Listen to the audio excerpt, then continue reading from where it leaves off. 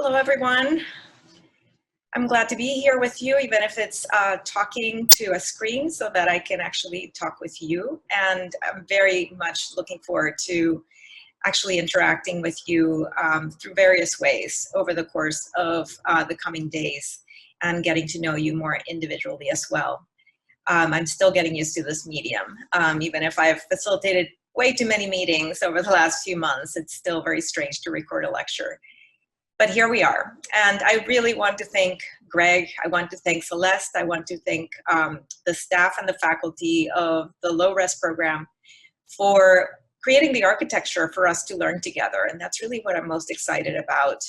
I've already found the experience of preparing this talk to be really meaningful to me personally. I realized as I was preparing it, it actually was harder than I expected. And I think it was because I'm mourning, I'm sad. I realized that as I put together a lot of images, many of them show things that are just not possible at this time. People interacting in the galleries and in large groups and small groups, people in museums. We haven't been able to really go to them except in some places. And just a kind of social experience that I really miss and that I hope that we can once again at some point in the future have again. And it's certainly also a kind of mourning for the ways in which I and so many other people in my field have worked for so long. And we are in this process now of having to really rethink practice, because the principles that I'll talk about remain, but how we do that work, it has to and is fundamentally changing and has already changed.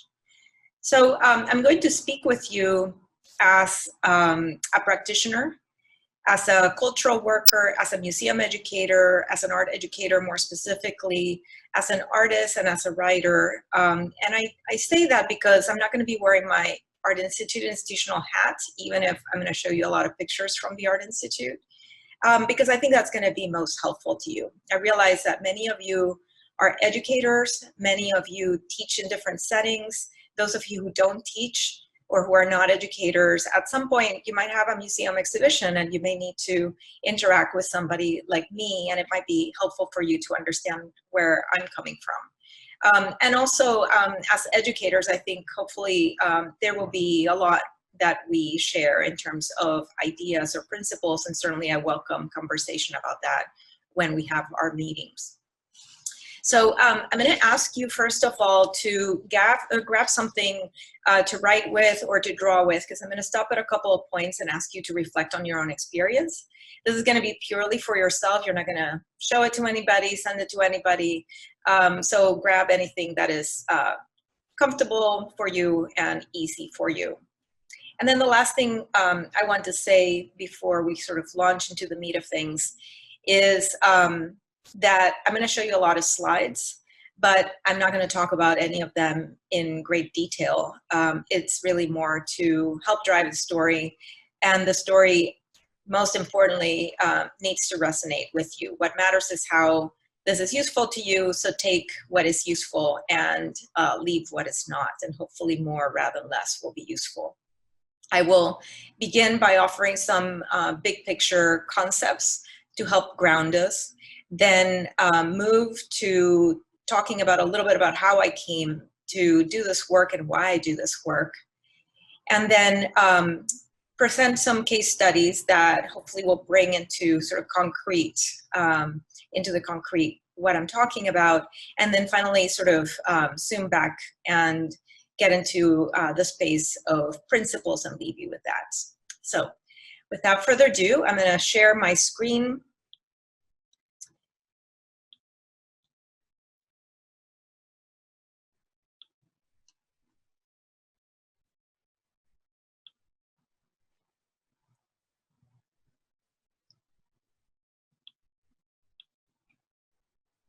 All right, here we go. Landscape has been a running thread throughout my work, pretty much in terms of art making, but also very much in terms of how I think about context. I think about context in terms of where we're situated and how we are with others and how that affects what is possible and what is not possible.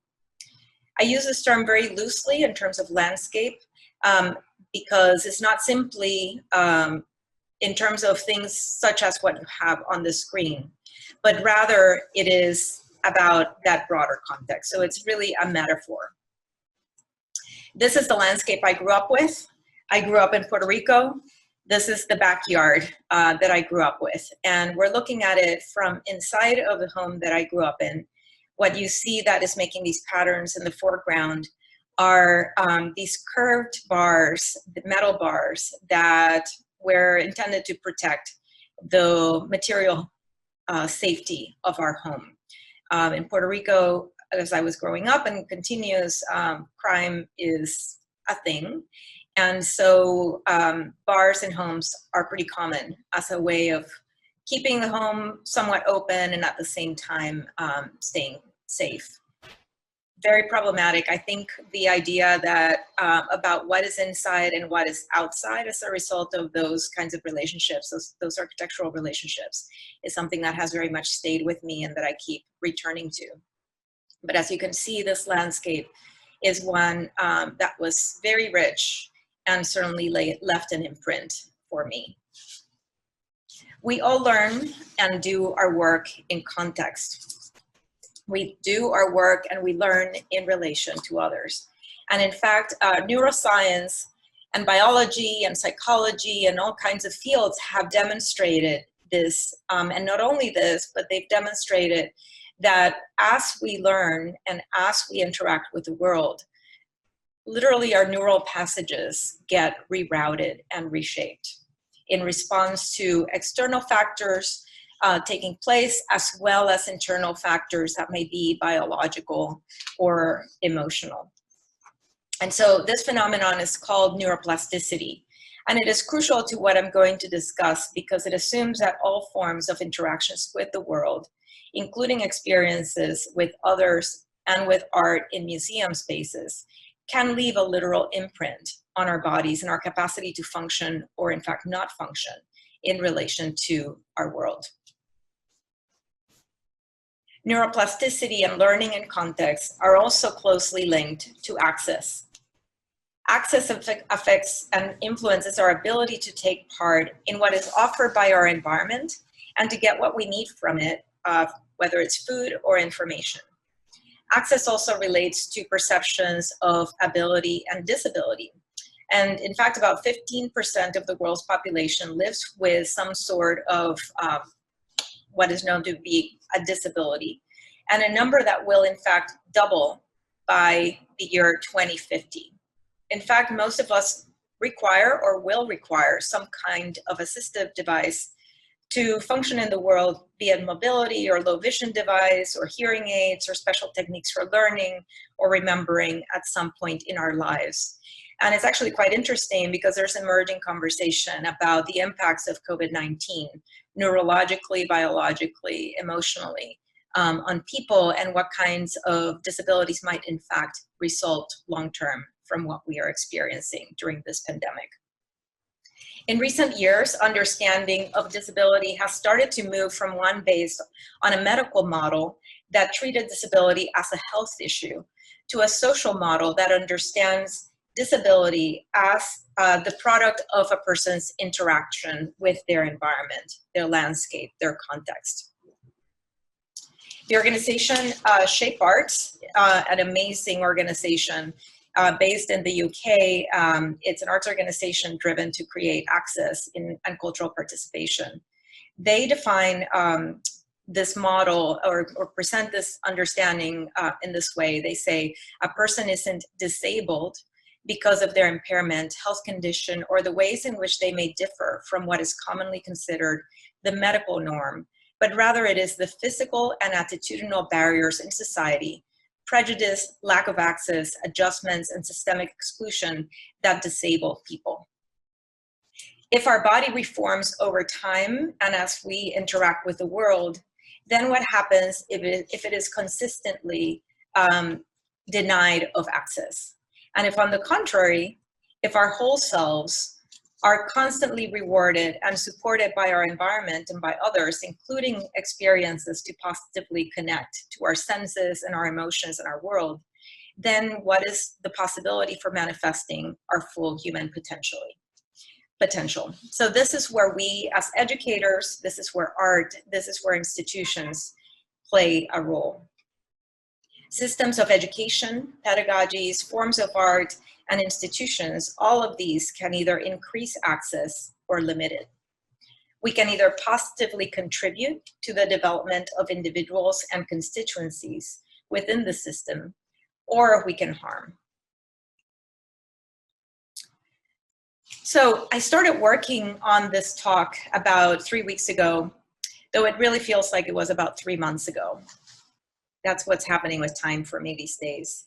I was exhausted from the stress of my work at the Art Institute and from weeks upon weeks of quarantining by myself, of having things like access to the lake denied, one of my little pleasures, and feeling like my senses were partly blocked. I mean, try smelling through a mask the smell of lilacs. It doesn't work very well. So I decided to take an early morning bike ride in search for the lake. I remember that there was this spot at the corner of where Evanston ends and Chicago, where Evanston and Chicago kind of meet, and that I had a feeling that I would be able to kind of sneak close to the lake. And so I was rewarded, in fact. And I sat on these rocks, feeling the fog in my face, and hearing the sound of the lake directly below me. I sat there for a while, just taking it in. And as I got back home, I did some research. I was energized. I did some research about online programs. We're trying to figure out what are the pedagogies and strategies that make this medium most successful. And I also caught half of an amazing program that was part of the Experimental Sound Studios quarantine concert series, a brilliant series that I highly recommend. So I caught film, I caught music, I listened to that. I felt for the first time in a very, very long time, like I had reconnected with myself, like I was myself again, that I was awake, I was present. And the point that I'm leading to is that little did I know that this kind of recalibration through contact with my environment, through creativity, through just a kind of opening of space was going to be so vital days later. Of course, a few days later, what happened was that finally we hit the marker of 100,000 people in this country having died of COVID-19. Let alone many, many, many more across the world, but 100,000 in this country. And then the murder of George Floyd in the hands of police and the attendant rage that ensued as a result of that.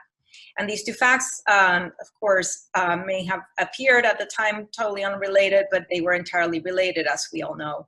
And it seemed to me that the world had convulsed and changed once again for the second time in about 3 months. And yet, in fact, that was not really the case. The world hadn't changed. In fact, that was part of the problem. That the only thing that had really changed was that now the realities of Black people in this country and of people who suffer from systemic oppression and essentially systemic neglect had become more visible to many, many more people. So all of this led me to question what, in fact, I needed to talk with you about. And then as I thought about it further, it took me a while, but I realized that actually what I had been asked to talk about, which was my practice, which was the kind of what it means and what is the value of it in the larger context, and what does it mean to me personally, were as important as ever at this time.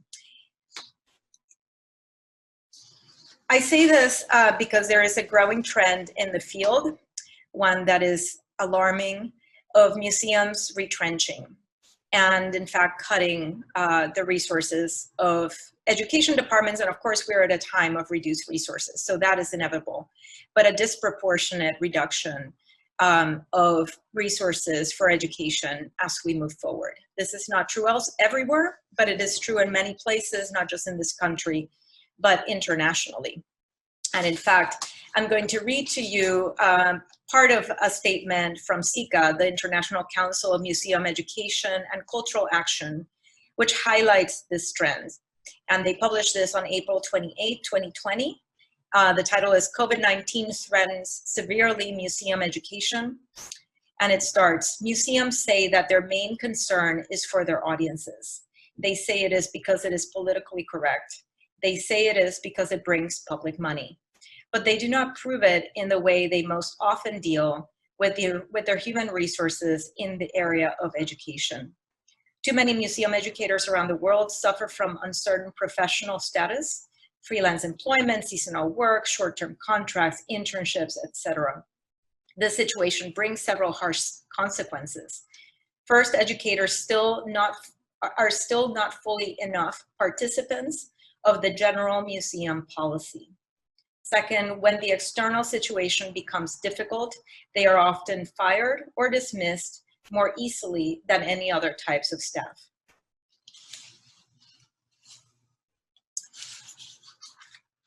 So let's take a step back for a moment. Museum education is a shorthand for a set of practices and processes that are encompassing and expansive.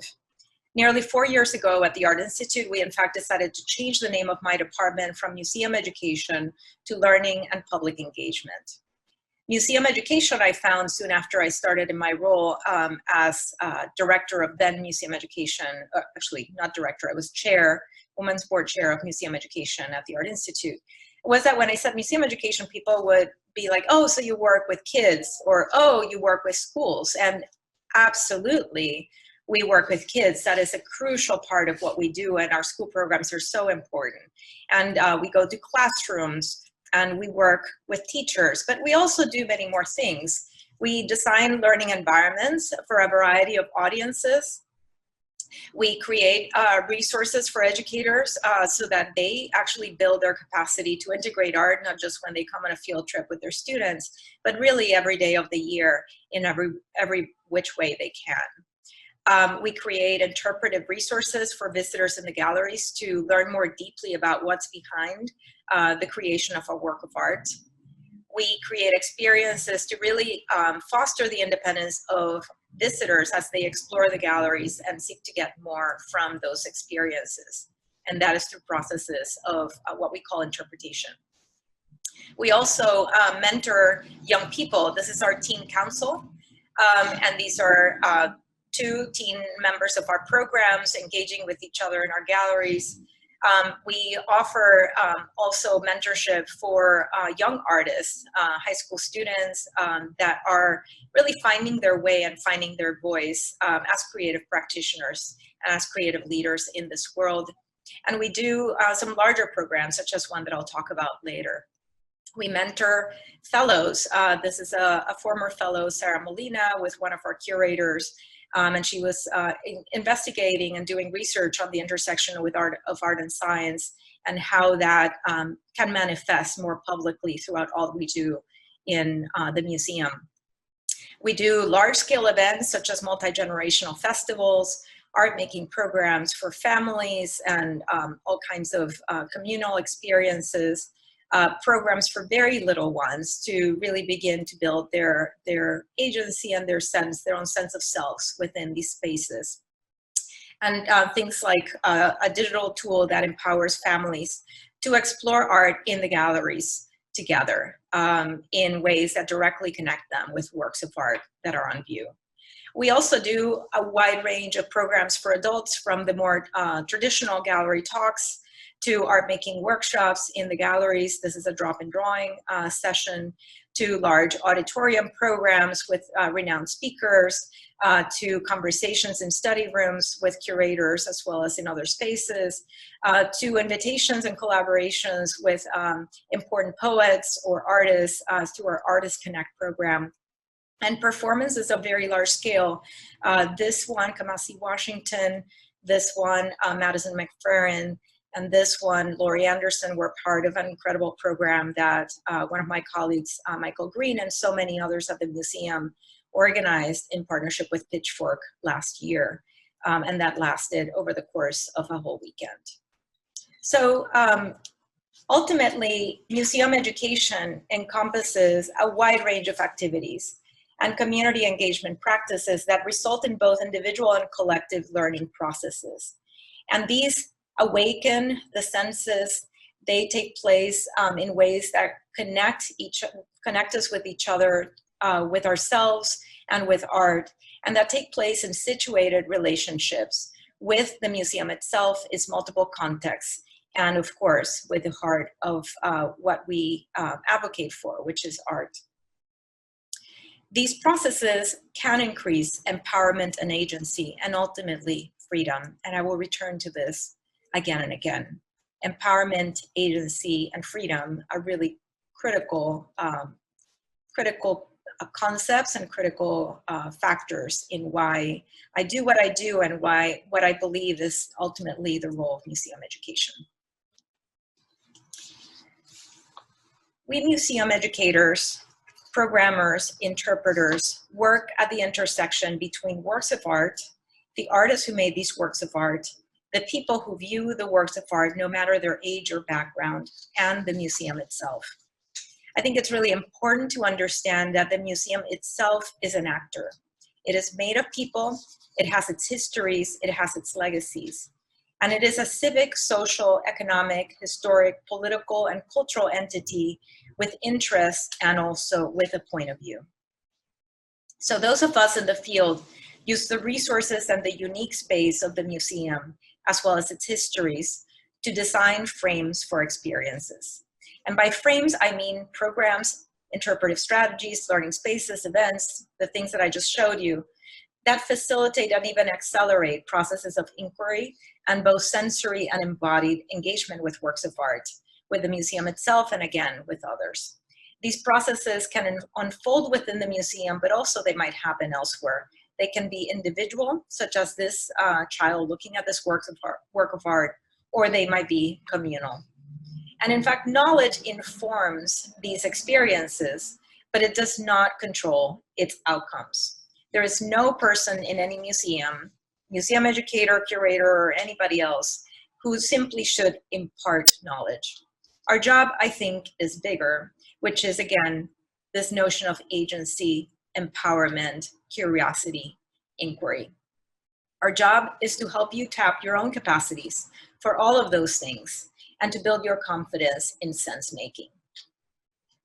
No museum educator, once again, can control the outcomes of experiences with art. We can provide guideposts so that people might explore something and move out of their comfort zone in ways that are useful to them.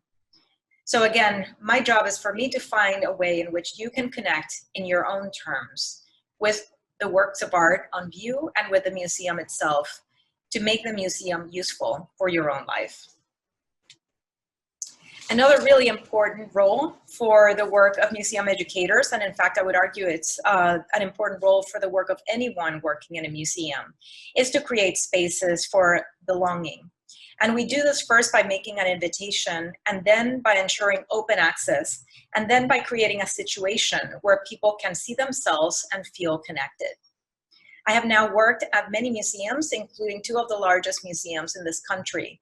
In fact, the two largest museums in this country. And one of the things that's really struck me, in particular, for instance, when talking with teens or learning about why their experiences are meaningful to them, or talking with people with disabilities, which so often have been marginalized from spaces such as art museums and larger civic institutions, or even just any service, is how participation, when well-designed programs are happening, that participation in those programs allow them to feel not only connected to art, to each other who are participating in that space, but actually feel like they belong to the larger city, like they have access to the city in a way that is at times not possible. Because oftentimes these civic institutions, such as the Art Institute, are stand-ins, they're symbolic representations of the larger machinery of the city itself and its resources.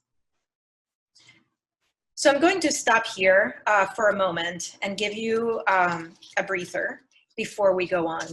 I want you to find, again, that space to write or to sketch and to spend the next 4 minutes responding to these questions. What were your first experiences with art, and when was that? Where were you? Who made that possible?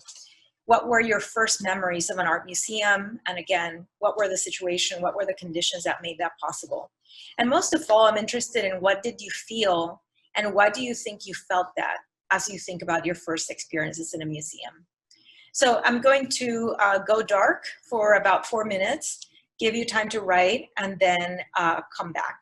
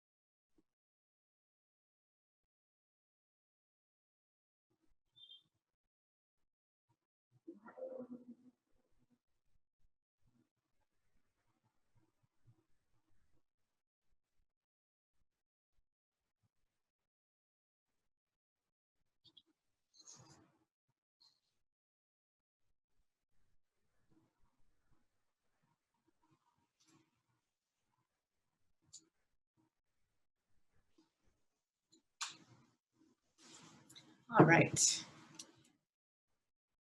I hope that was useful for you. So let me tell you a little bit about myself, since I asked you to think about your own experiences with art and museums, and I want to go back to those early experiences for me.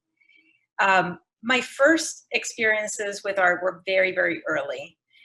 This is actually me at the Van Gogh Museum in Amsterdam. I came to art museums first and foremost, looking to learn how other artists were making things.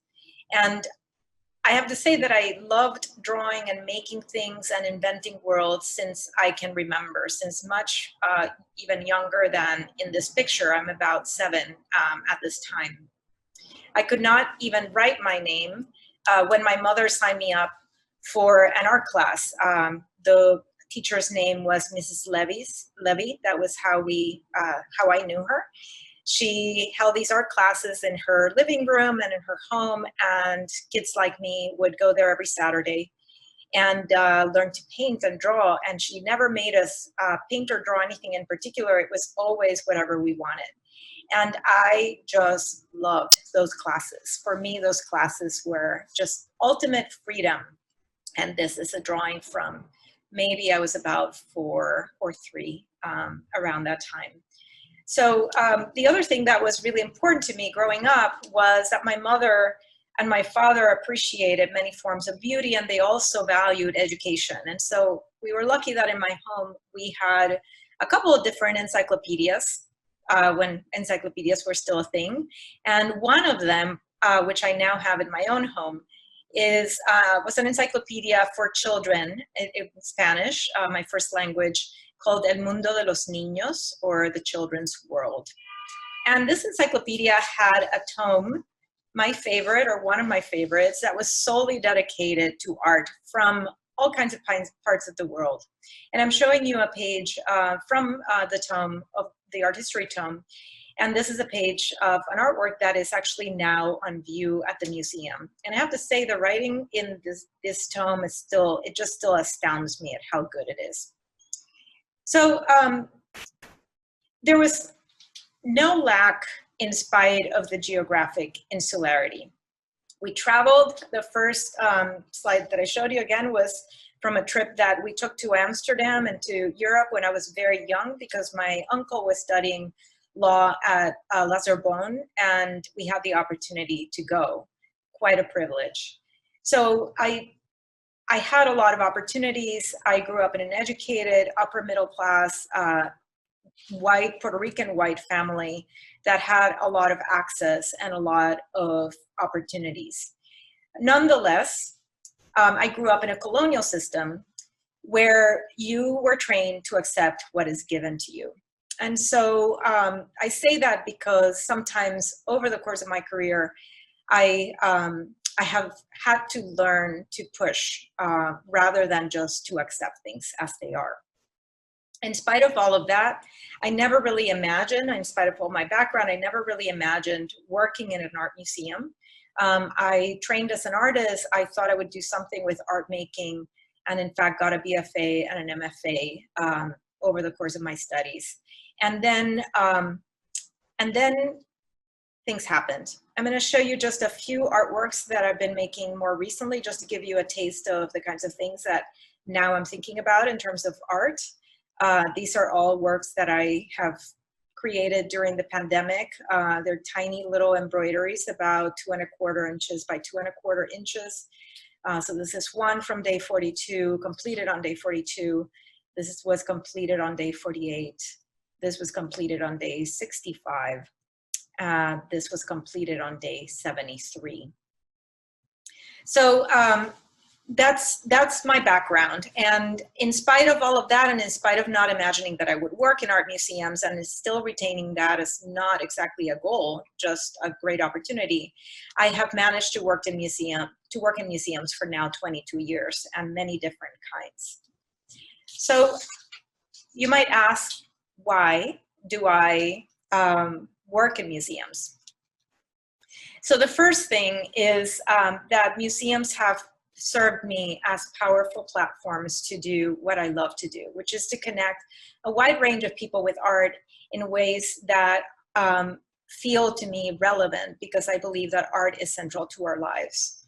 It also has helped me advocate for the place of art and of artists in our broader world, because museums are powerful platforms, as I'll talk about in a moment. I work in museums, I think, first and foremost, because I love art. I'm going to show you just a few artworks from the museum's collection that became friends to me when I was in graduate school, and that I still love. I still return to them over and over again. So the first one is Bathers by a River by Henri Matisse. The second one is by Jean-Honoré Fragonard, The Little Park. This third one is Many Mansions by Kerry James Marshall. And then this is a more recent discovery, this incredible, tiny little bronze sculpture of a horse. The second reason why I work at art museums is what I just mentioned. It's the notion of power and public value. I'm interested in working in museums because among the arts ecosystem, they tend to be powerful and rich in terms of resources, be it people, artwork, information, money, influence, buildings, spaces. And I want to put those resources to good work for public value. Now, to create public value, one has to build relationships and establish a dialectical relationship between the museum and its publics. We have to think not about the general public, a term that I despise, but about actual people who have the power to decide and the power to organize in relation to institutions and in relation to their interests. We have to think about, in a way, constituencies, and not constituencies in the monetary sense of people who donate to the museum, that's one constituency, but rather in a more broad way, a more democratic way. This is a really useful way, I think, to think about constituencies. And I read to you from the book, Becoming the Constituent Museum, and it's from an essay from John Byrne.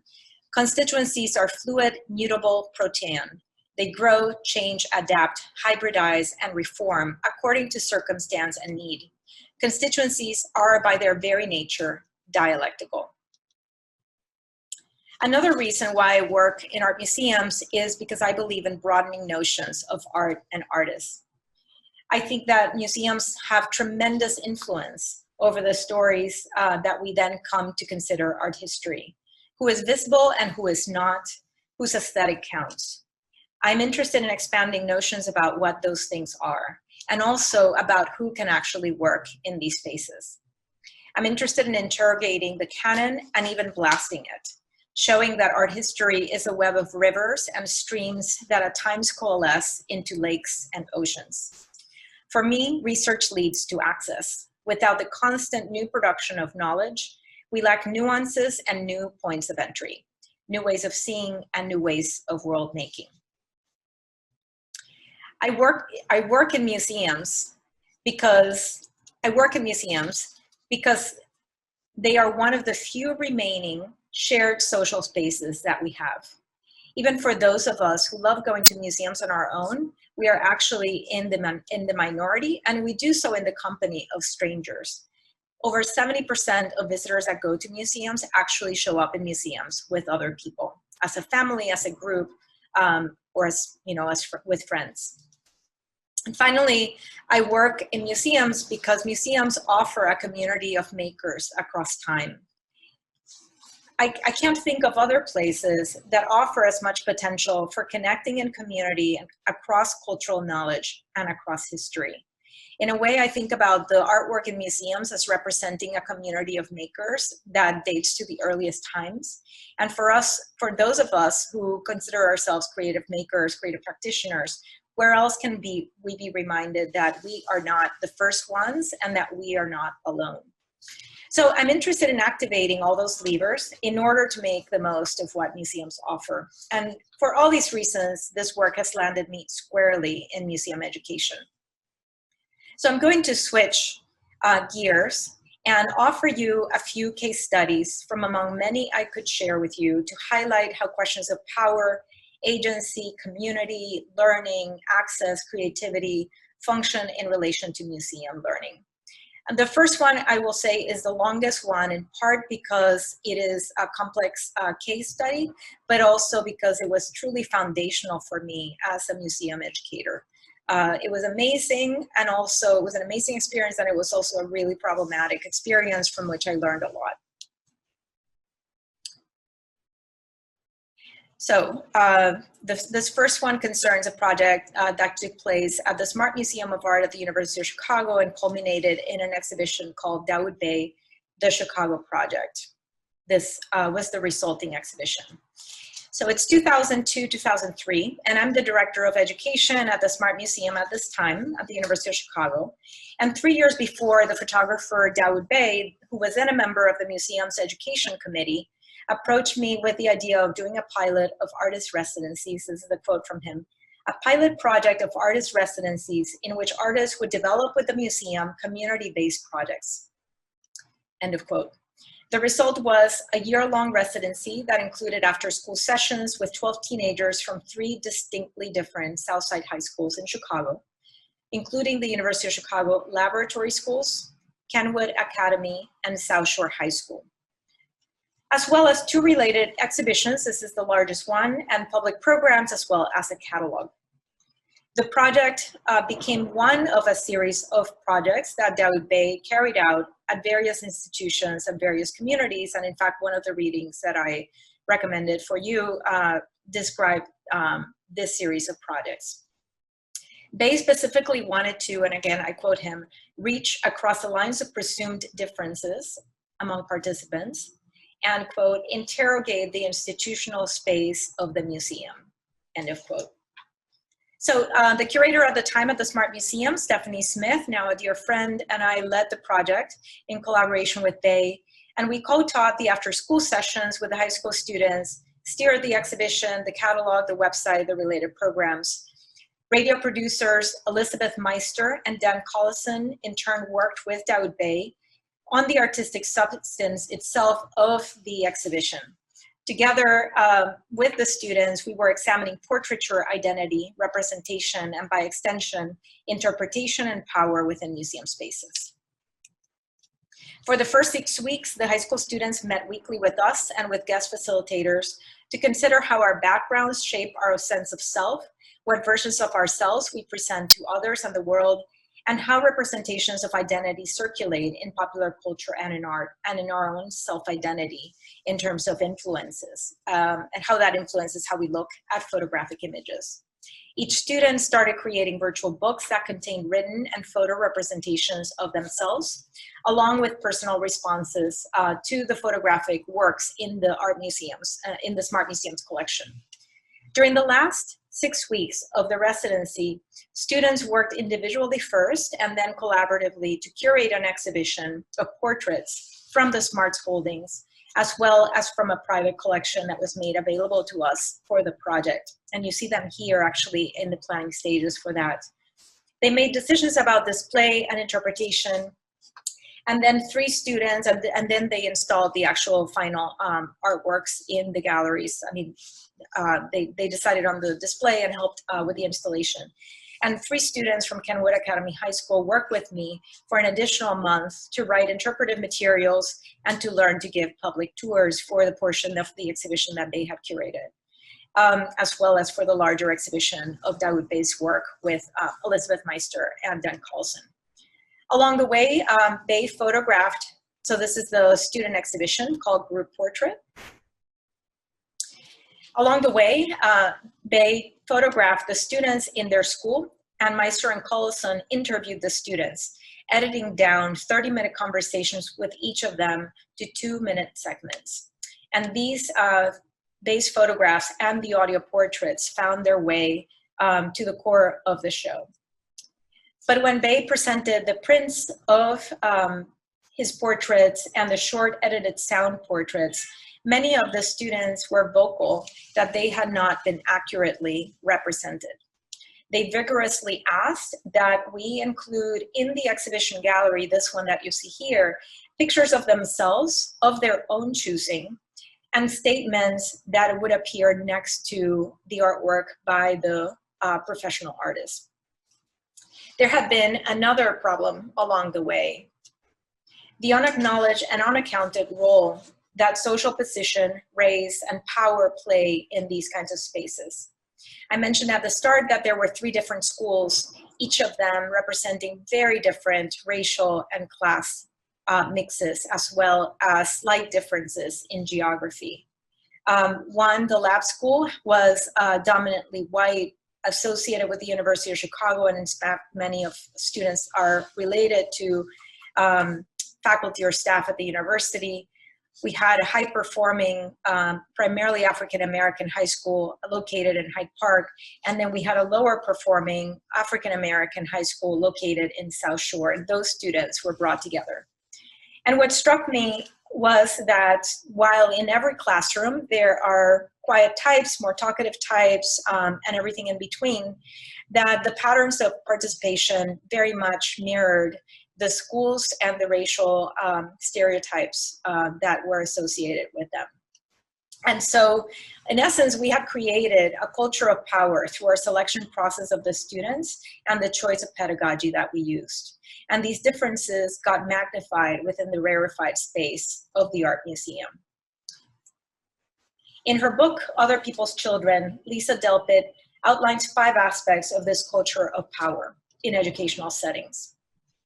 She writes, issues of power are enacted in classrooms. There are codes or rules for participating in power. That is, there is a culture of power.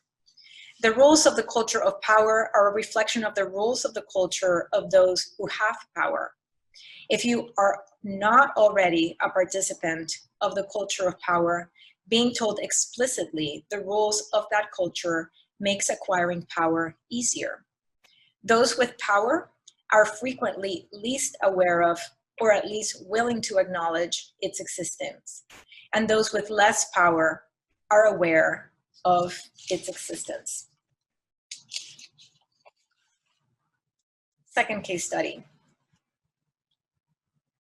We're now at the Art Institute. It's the end of June 2019. It's a Thursday evening, and at that point, the museum is still, Thursdays are the museum's free night for Illinois residents. So there are many different people in the galleries of the museum, and hundreds of teens are streaming into the museum to take part in Exuberous, a free end of the year event that is essentially a celebration of the end of the year, but also a kickoff of summer. And it's an event that is designed for teens and by teens, conceived and planned collaboratively by our teen council with guidance from our staff. Young people are here from all over Chicago and city neighborhoods and many suburbs. And especially there's really, we learned later, there was very high attendance from parts of the south and the west sides of the city. In Griffin Court, an art exchange is taking place. Basically, you can, as a high school student, bring an artwork you've made and then trade it for another artwork that another young person has made. In the galleries, there are groups of teens interacting with each other and with the art on view through activities that, again, have been designed by teens themselves. There are also gallery-led tours by teen council members. And in the Ryan Learning Center, young people are making art, they're snacking, they're playing music, they're enjoying themselves.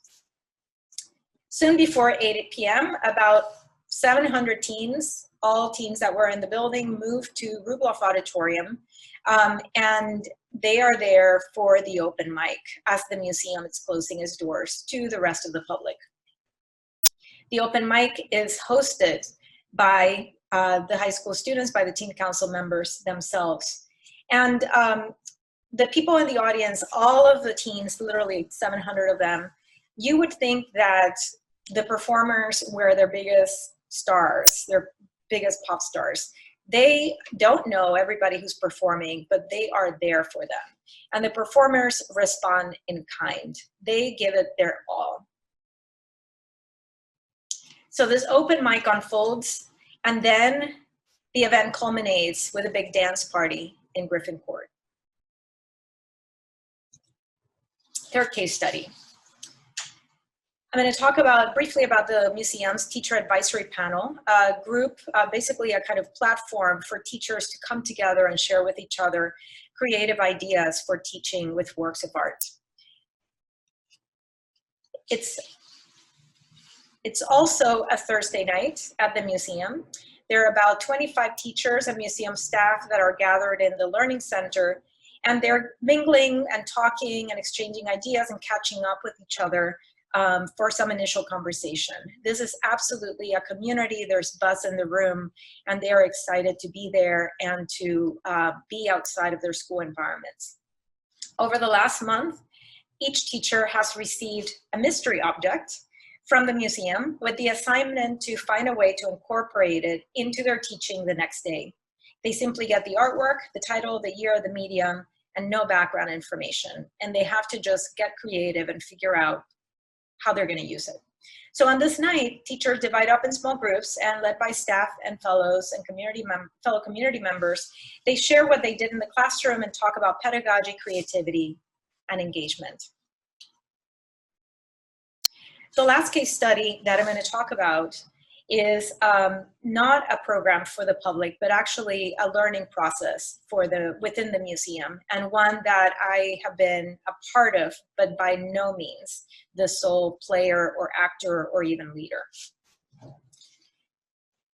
This case study focuses on advancing equity.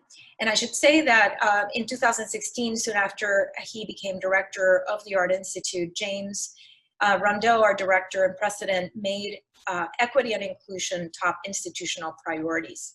And so understand what I'm going to say within the context of that. So it's late October 2017, and 6 of us from different museum departments traveled to Minneapolis to attend the second convening of Mass Action, Museum as Sites for Social Action, which is an amazing kind of community organizing project within museums or across museums, led by the Minneapolis Institute of Art staff.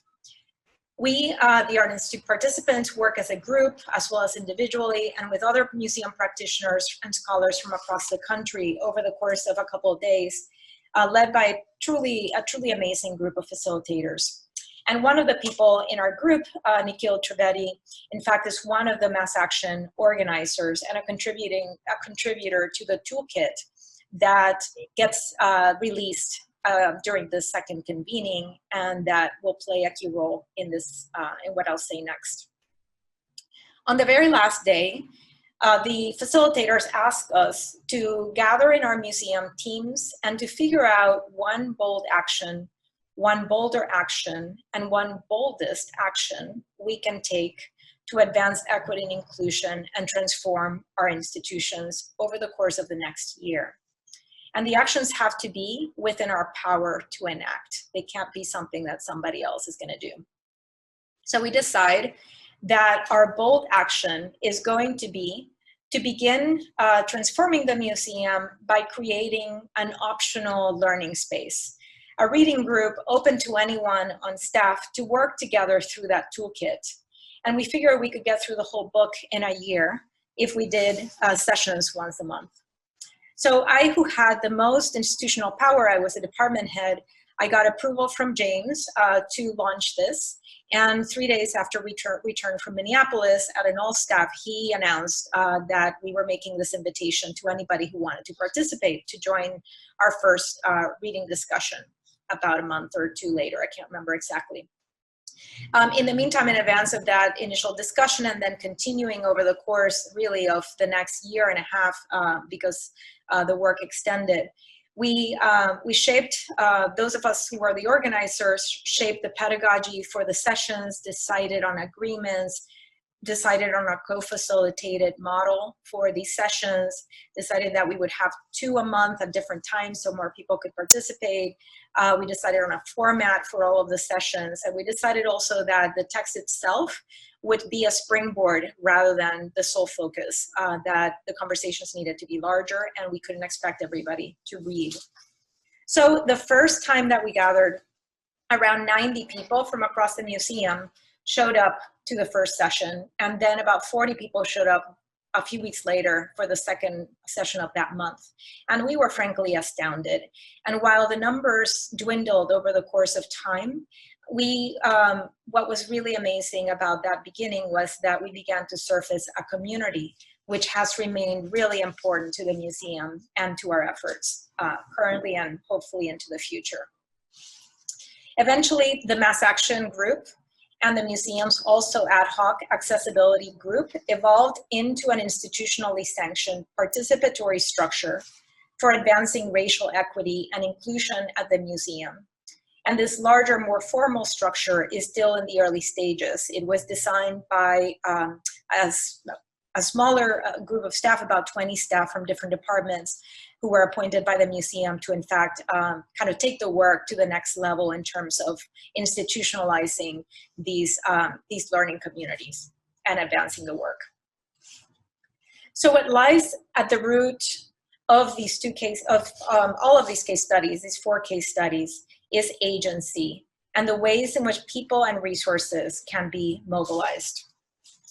Individual and collective agency can be activated or minimized, amplified or limited by virtue of the pedagogies and the organizing tactics that we use in art museums and in any environment, and the way in which we create frames for human experience and human connection.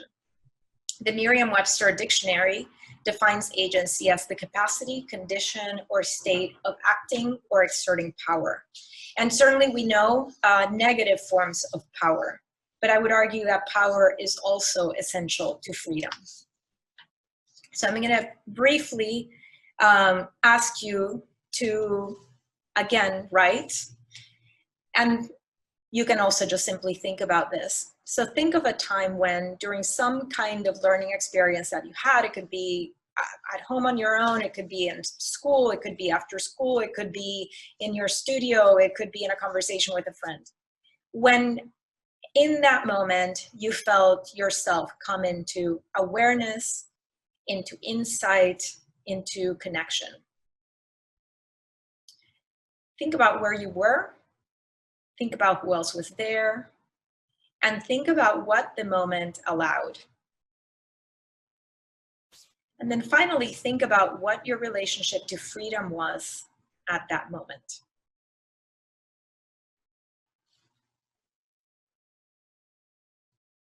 I'll give you a moment.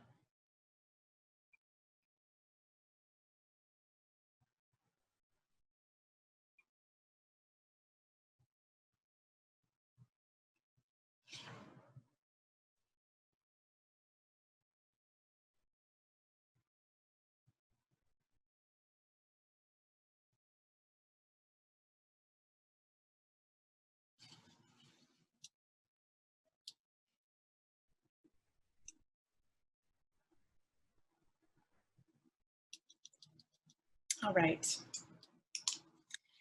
I'm going to close by offering you 5 principles of practice that hopefully bring these reflections and these ideas together. I call them guideposts for a field of action. In all cases, the first one is that in all cases, processes of learning, systems of museum education, and questions of public value are context specific. They are situated historically, they are socially and culturally bound. I would argue they're even also economically bound. When organized towards justice, learning processes are responsive, collaborative, and interdependent.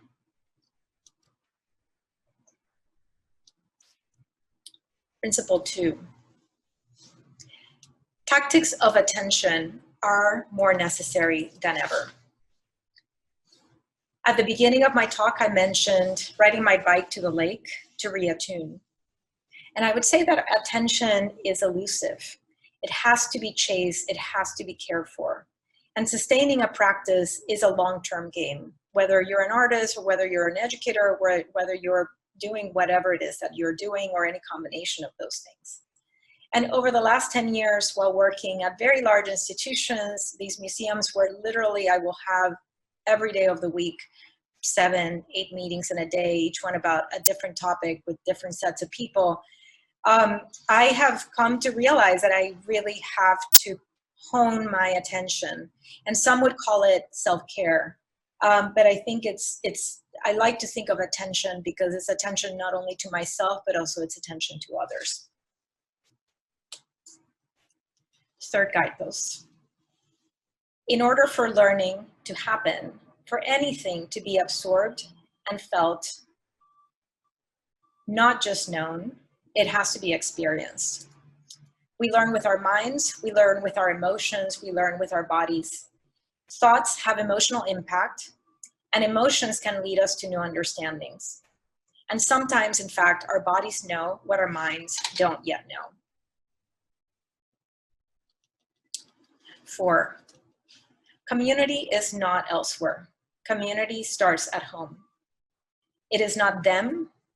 Those nearest are our first community. Relationship building and trust are the bedrocks of communities. And communities that are strong and evolving and supportive are learning communities. And the opposite is also true. And finally, when oriented towards justice, learning processes are ultimately about agency, about knowledge, and about collective freedom.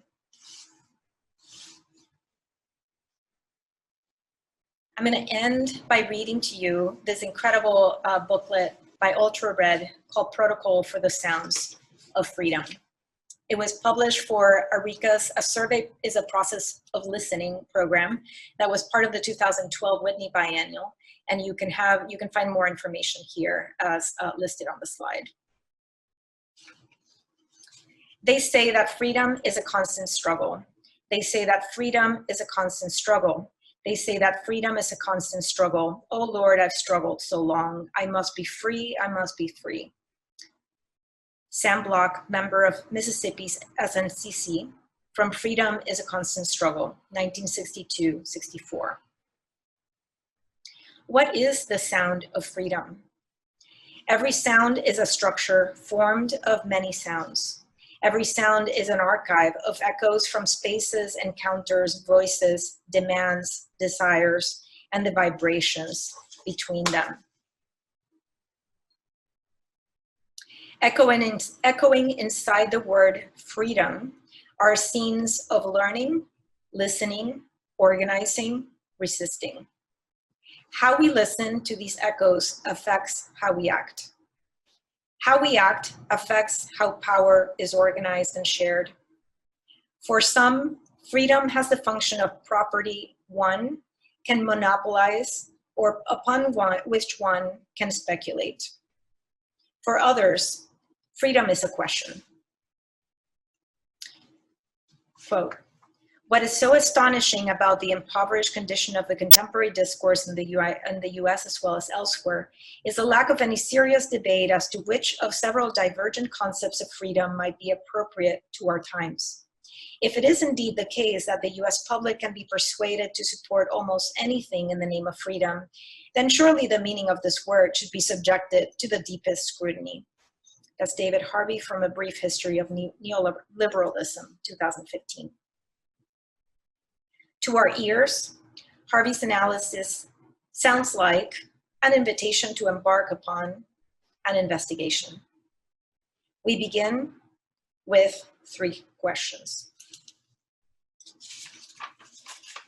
If the practice of freedom is the organization of power and the practice of listening is the organization of people, then what is the sound of freedom and how might we listen to for within that sound?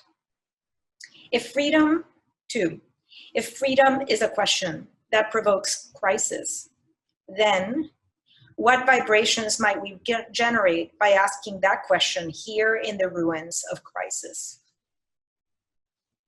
3, if the present crisis is an invitation to question the subject of freedom, then how might passing on the invitation transform the contours of our solidarity with the victims of the war on the poor? There is a timbre of voice that comes from not being heard and knowing you are not being heard, noticed only by others, not heard for the same reason. Audre Lorde from Echoes, 1993. 5 individuals and collectives have prepared protocols for listening to the sound of freedom. Creative musician George Lewis, members of the Vogueology Collective, playwright Nancy Nevares and organizer Samuel Sanchez, and poet Fred Moden, and members of Ultra Red. Each of the protocols call for improvised listening that we can then reflect upon, that we can then analyze, that we can then test in action, that we can then reflect upon, that we can then. The people who have composed and who will facilitate the 5 protocols for listening conduct their own practices as for within learning communities. They come from diverse contexts while at the same time holding a commitment to the ongoing project of radical social and political change. As you know, you will be teaching in a non-academic sort of setting, probably the basement of a church.